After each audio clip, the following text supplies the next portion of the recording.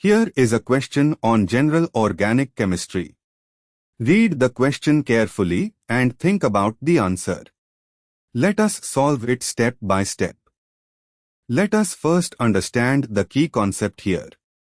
For a base to convert an alcohol, RO, into its alkoxide, RONA, in a reaction that goes to completion, the conjugate acid of the base must be a weaker acid than the alcohol. In other words, the base must be stronger than the alkoxide, the conjugate base of the alcohol. The pKa of CH3, 3COH, tert-butanol, is approximately 19. For a reaction to go to completion, the base used must have a conjugate acid with a pKa significantly higher than 19, i.e., the base must be stronger than the tert-butoxide ion. Evaluating each option. A. 9H2, the conjugate acid is NH3, with pKa 38.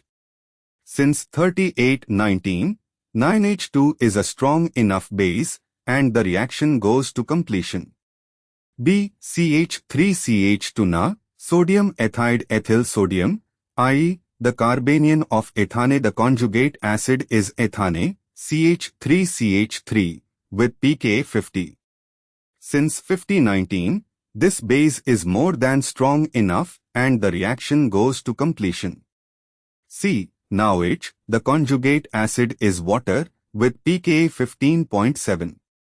Since 15.7-19, NaOH is not strong enough to deprotonate tert-butanol to completion. The equilibrium would favor the alcohol side.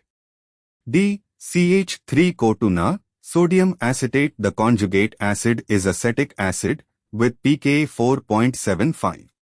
Since 4.75-19, sodium acetate is far too weak a base. Both A. 9H2 and B. CH3CH2Na are strong enough to convert CH3, 3COH into CH3, 3-CONA in a reaction that goes to completion, making more than one of the above correct. Therefore, the correct answer is E.